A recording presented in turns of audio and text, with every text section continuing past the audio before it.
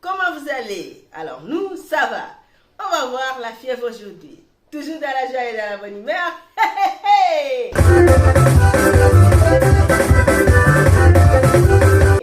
Alors les amis, aujourd'hui nous allons voir la fièvre. Ok? C'est quoi la fièvre? J'ai reçu l'appel de quelqu'un qui m'a dit d'en parler. Donc j'en parle. La fièvre, c'est l'augmentation anormale de la température. À partir de quand on va considérer que quelqu'un a la fièvre? Alors, à partir de 38 degrés Celsius. C'est vrai qu'il y a des médecins qui disent à partir de 37,6, mais moi je vous dirais à partir de 38 degrés Celsius. Alors, c'est quoi la fièvre en fait? La fièvre, c'est une réaction normale, je sais.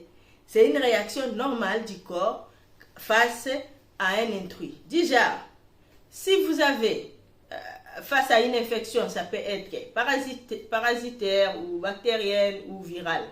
Du genre, si vous faites une grippe, quand le virus va entrer dans votre sang, le corps va réagir. C'est tout simplement dans une explication simple, claire et nette. C'est que déjà, vous avez des militaires qui sont les globules blancs et quand ils voient qu'il y a un intrus dans votre corps, ils manifestent, en fait, ils vous alertent pour vous dire qu'il y a quelqu'un qui est entré dans votre maison. C'est tout simplement ça la signification de la fièvre. Alors, par rapport aux bactéries, on peut prendre par exemple l'exemple de la fièvre typhoïde. Par rapport au virus, nous faisons tous la grippe et tout, voilà. Par rapport à quoi d'autre? Aux parasites, notre ami, le paludisme ou la malaria, voilà. Du coup, à partir de quand qu'il faut s'inquiéter? C'est quand la fièvre s'accompagne d'autres choses ou quand la fièvre vous handicape.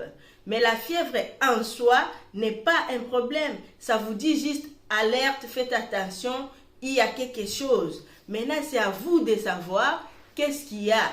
De toute façon, dans la plupart des cas, la fièvre ne tombe pas du ciel. Avant que vous puissiez avoir la fièvre, par exemple, chez les enfants, je vais mettre un peu l'accent, avant que l'enfant puisse avoir la fièvre, vous allez voir quelques heures ou quelques jours avant, il est fatigué, il ne mange pas bien. C'est-à-dire qu'il y a un problème dans son corps. Et quand il y aura la fièvre, c'est à vous maintenant, parents, de voir qu'est-ce qui est en train de l'embêter. Est-ce que la fièvre s'accompagne de la toux, de mal au ventre, de vomissements? C'est là que ça pose problème. Et les femmes, n'oubliez pas, quand vous ovulez, il peut y avoir une petite légère augmentation de fièvre. Ça, c'est normal. Alors, il faut faire très attention quand vous prélevez votre température.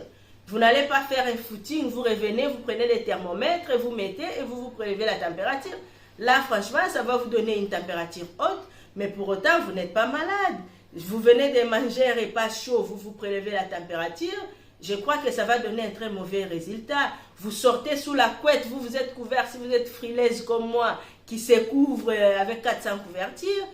C'est normal, votre température va être un tout petit peu élevée, mais ce n'est pas grave.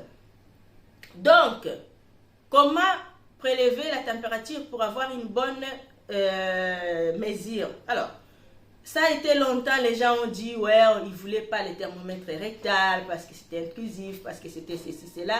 Bon, c'est vrai que c'est bien de prélever la température rectale, mais vu que ça pose beaucoup de problèmes chez certaines personnes, il y a des traditions qui n'aiment pas, voilà, qu'on puisse faire ça, on va prendre tout simplement le téléphone de l'oreille. Mais soyez sûr de bien insérer votre embout, ok? Et aussi, soyez sûr que vous n'avez pas de maladie d'oreille, du genre les plis dans l'oreille et tout. Sinon, ça ne donnera pas un très bon résultat. Comment calmer la fièvre?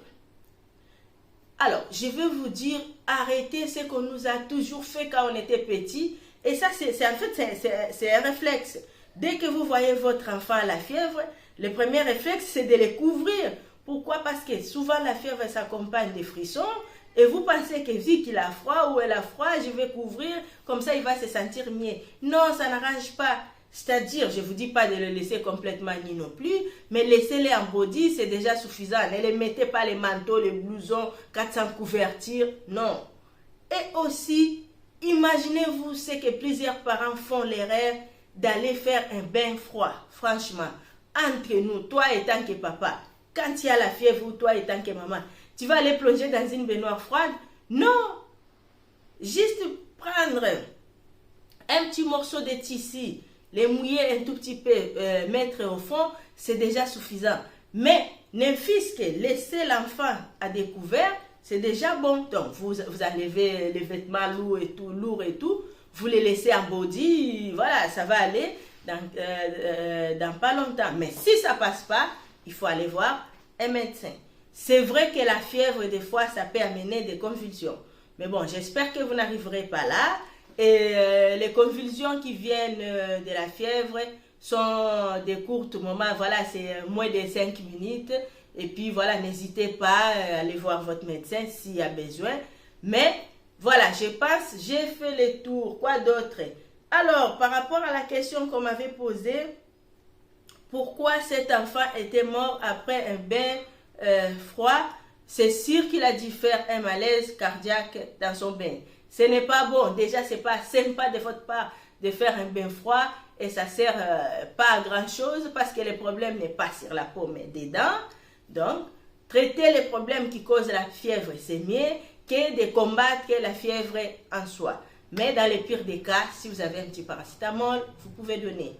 Voilà, ça dépend du poids, de l'âge de l'enfant. N'allez pas faire n'importe quoi. Pour éviter que ça déborde, allez voir un médecin, toujours dans la joie et dans la bonne humeur. Surtout, n'oubliez pas de vous abonner, de partager. Je vous aime. Bye bye.